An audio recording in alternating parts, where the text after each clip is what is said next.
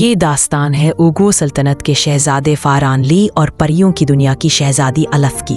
Ugo سلطنت کے قلب میں ایک شاندار محل اپنی پوری شان و شوکت کے ساتھ کھڑا تھا۔ یہی وہ مقام تھا جہاں بہادر اور دانش مند شہزادے فاران لی کی حکمرانی تھی۔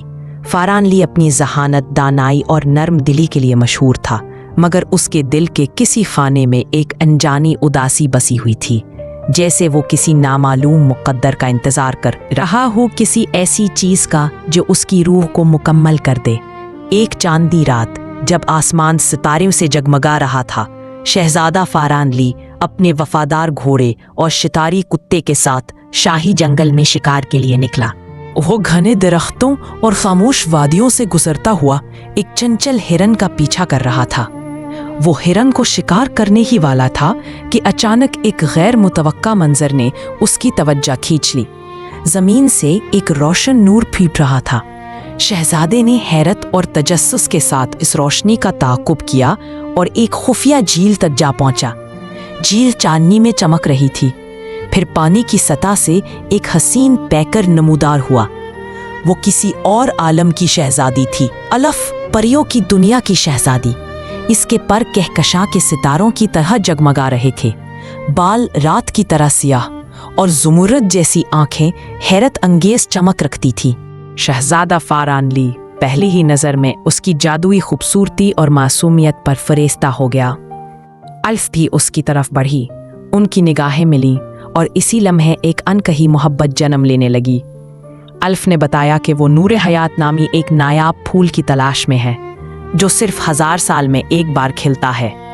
اس کے قبیلے پر ایک قدیم بد دعا کا سایہ تھا، اور صرف یہ پھول ہی انہیں نجات دے سکتا تھا۔ شہزادہ فاران لی اس کی مجبوری سے متاثر ہوا اور اس کی مدد کا وعدہ کیا۔ یوں دونوں نے ایک خطرناک مگر حسین سفر کا آغاز کیا۔ جنگلوں کے پراسرار راستوں میں انہوں نے ایک خوفناک اژدہے کا سامنا کیا جو آسمان سے آگ برسا رہا تھا۔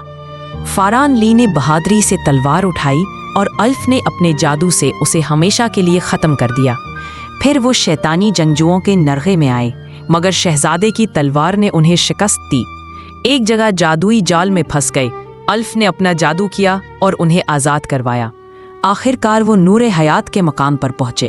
جادوئی درخت کی جڑ میں وہ نورانی پھول جگمگا رہا تھا، مگر اس کی حفاظت ایک سیاہ جادوگر کر رہا تھا۔ جنگ چھڑ گئی، فاران لی بہادری سے لڑا مگر شدید زخمی ہو کر گر پڑا۔ جادوگر ہنسا، یہ اب کبھی نہ اٹھے گا۔ الف کا دل ٹوٹ گیا۔ اس نے بجلی کی طرح ایک طاقتور جادو برسایا اور سیاہ جادوگر ہمیشہ کے لیے فنا ہو گیا۔ الف نے نور حیات کا قطرہ شہزادے کے چہرے پر ٹپکایا۔ کچھ لمحوں بعد شہزادے نے آنکھیں کھول دیں۔ الف خوشی سے رو پڑی اور اسے گلے لگا لیا۔ پھول لے کر وہ اس کے قبیلے لوٹے اور نور حیات کی روشنی نے تمام بد دعا ختم کر دی۔ قبیلہ جشن سے جھوم اٹھا۔ الف نے کہا، تم نے میرے لیے اپنی جان خطرے میں ڈالی۔